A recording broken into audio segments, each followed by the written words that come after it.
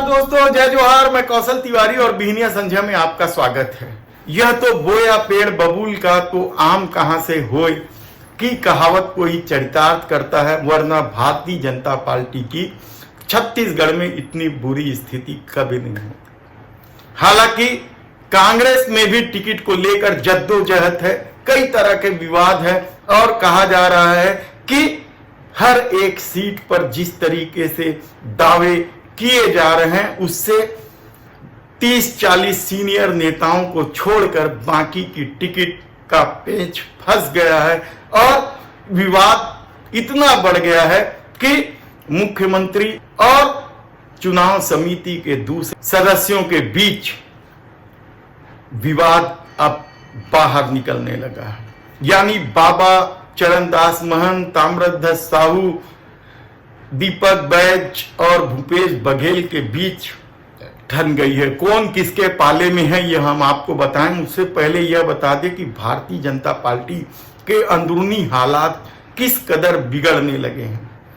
दरअसल अरुण साव प्रदेश अध्यक्ष जब से बनाए गए हैं या नेता प्रतिपक्ष नारायण चंदेल को जिम्मेदारी दी गई है, तब से ही पूर्व मुख्यमंत्री डॉक्टर रमन सिंह को किनारे लगाने की कोशिश की गई और इस कोशिश में मामला ही बिगड़ गया।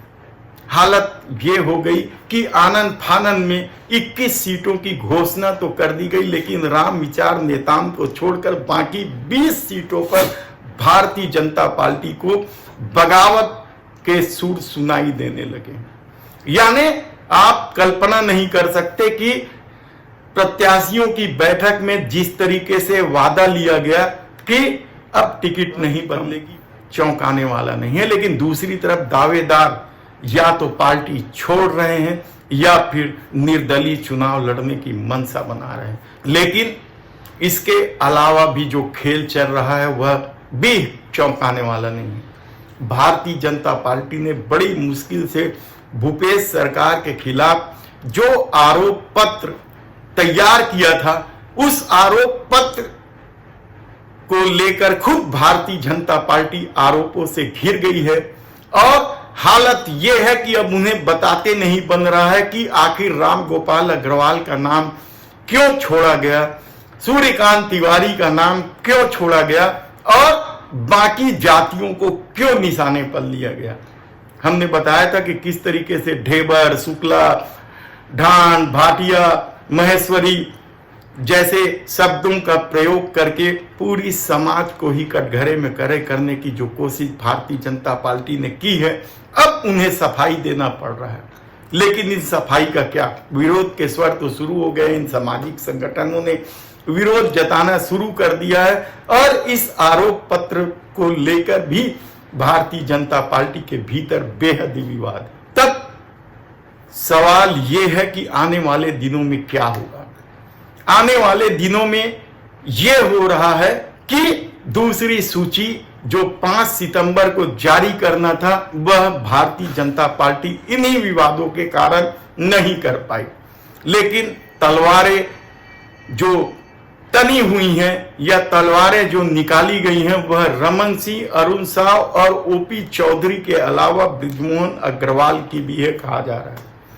ऐसी परिस्थिति में भारतीय जनता पार्टी, जब तमाम सर्वे कह रहे हैं कि छत्तीसगढ़ में भारतीय जनता 20-25 सीटों से ज्यादा नहीं जीत पाएगी, तब किस तरीके का खेल होगा। कहा जा रहा है कि रमन सरकार के कार्यकाल के दौरान या 2018 के चुनाव में जिन लोगों ने कांग्रेस को मदद की थी, उन लोगों के खिलाफ भी नए तरीके से कार्रवाई का खेल चल रहा है। क्या उनकी टिकट कटेगी? क्या उन्हें किनारे कर दिया जाएगा? क्योंकि इस मामले को लेकर पार्टी के भीतर चर्चा है कि सौदान सिंह दिल्ली में बैठकर सारी चीजें कंट्रोल कर रहे हैं और उन्हें मालूम है कि किन किन लोगों की क्या क्या भूमिका रही है। तो रमन सिंह के विरोधी जो गुट हैं, उसमें बृजमोहन अग्रवाल हैं, अजय चंद्राकर हैं, अमर अग्रवाल है, प्रेम प्रकाश पांडे हैं, कई फेहरिस्त है विरोधियों के। क्या उन पर पार्टी की टेढ़ी नजर है? क्या इन लोगों को टिकट नहीं दी जाएगी और जो विधायक हैं क्या उनकी टिकट कट जाएगी?